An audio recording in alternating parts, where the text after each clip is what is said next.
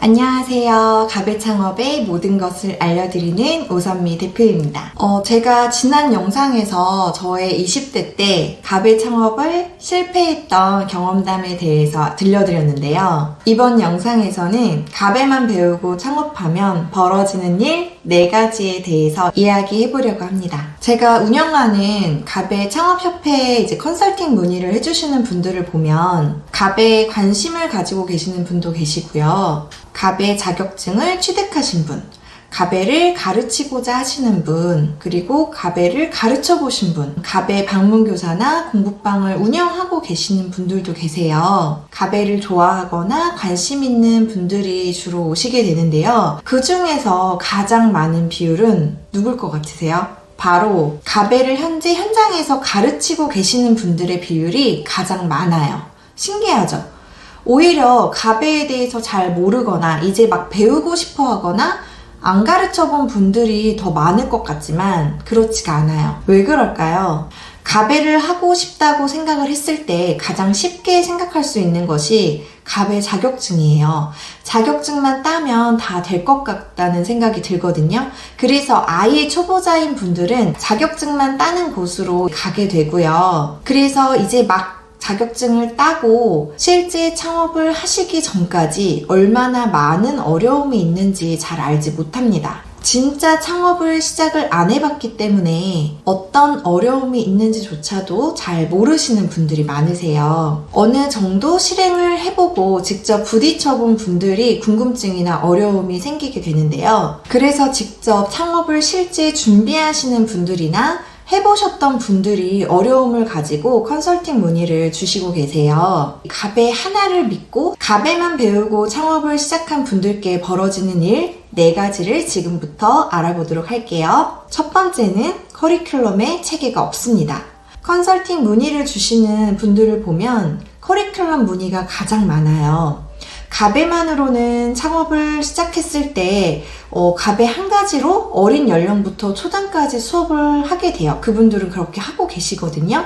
미술가베, 창의가베, 수학가베, 초등가베 등등 이렇게 단계를 나름대로 나누어서 수업을 하고 계시는 분들이 많은데 이렇게 하다 보면 만드는 주제와 난이도만 다를 뿐 가베의 원리를 계속 반복하게 됩니다. 그래서 스스로도 자신이 하고 있는 프로그램에 대해서 회의감을 느끼게 되는 거죠. 여기저기 많이 배우려고도 하고 교구 지도사나 각종 자격증 교육을 많이 받아보긴 하지만 결국 자격증이라는 것이 실제 교육 현장에서 사용하기에는 역부족인 교육들이 정말 많아요. 저는 컨설팅을 통해서 연령별로 커리큘럼을 제공을 하고 있는데요. 레벨 1에서는 4, 5세 하바 사고력 수업, 레벨 2에서는 5, 6세 가베 수업, 레벨 3에서는 6세 이상의 사고력 교구 수학을 컨설팅을 해드리고 있어요.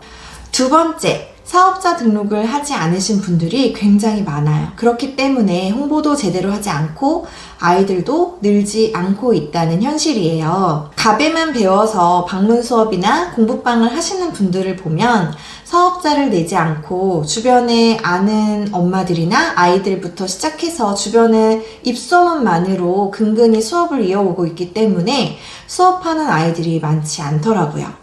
누구도 주변에서 알려준 적이 없기 때문에 사업자나 세금이나 이런 부분들이 너무 어렵게 느끼고 계시더라고요. 사업자 등록을 하지 않으면 홍보도 자유롭게 할 수가 없습니다. 불법이기 때문이죠. 그리고 세금도 어렵게 느끼시는 분들이 많은데요. 세금은 생각보다 적게 나와요. 그리고 전혀 어렵지 않으니까 두려워하지 마시고 당당하게 사업자 등록 절차를 밟고 홍보해서 아이들을 늘려나가시면 좋을 것 같아요. 공부방이나 방문교사, 학원, 센터 등 각자 상황에 맞는 사업자 등록을 하시고 나서 더 많은 성공을 하실 수 있으실 거예요. 블로그 개설이나 아파트 게시판 홍보 등 많은 아이들이 들어오게 될 것 같아요. 홍보를 제대로 하면. 요즘은 카드나 현금 영수증은 필수이기 때문에 그 부분에서도 사업자 등록을 필수로 하시고 당당하게 카드도 받고 현금 영수증도 해주시면 될 것 같아요.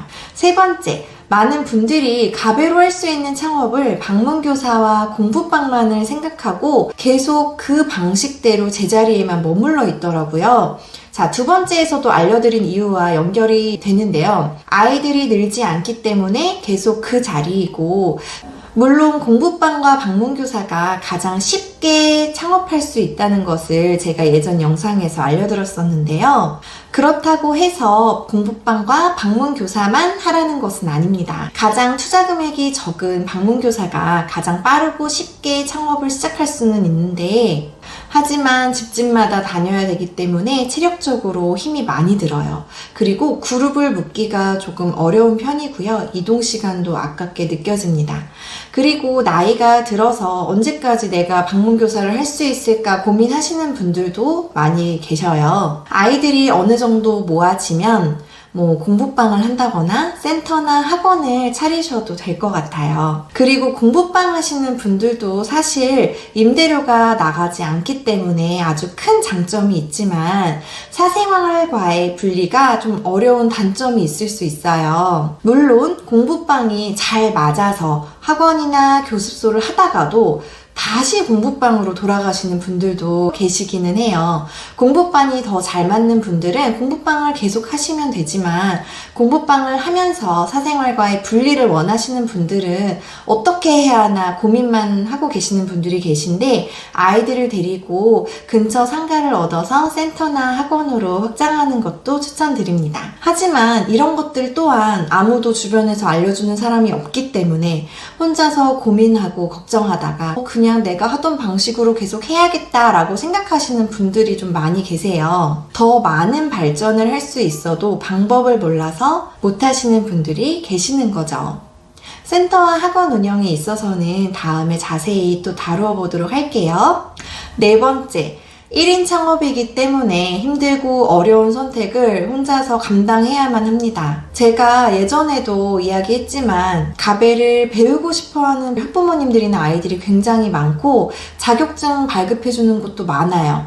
근데 실제 수업을 어떻게 해야 되는지, 어떤 교재를 선정해야 하는지, 교육비나 수업 시간은 어떻게 해야 되는지, 연령을 어떻게 받고 연령별로 어떤 프로그램을 해야 하는지, 홍보도 또 어떻게 해야 되는지 너무나 결정할 사항들이 많고 알려주는 사람은 없어요. 혼자서 모든 걸 짊어지고 감당해야 하는 게 이제 현실인데요. 물어볼 곳도 없다는 게 가장 막막한 것 같아요. 많은 검색과 많은 정보를 찾아보긴 하지만 어떤 길이 맞는 길인지 머리가 아프죠. 선택과 결정의 연속에서 도움을 주는 곳이 있다면 더 빨리, 더 쉽게 지름길로 갈 수 있겠죠? 오늘은 이렇게 가베만 배워서 창업을 했을 때 마주할 수 있는 어려움 4가지에 대해서 알아보았어요. 다음 주제는요, 제가 계획안을 무료 나눔을 하려고 해요. 그래서 신청도 받을 예정이니까요. 많은 기대해주세요. 감사합니다.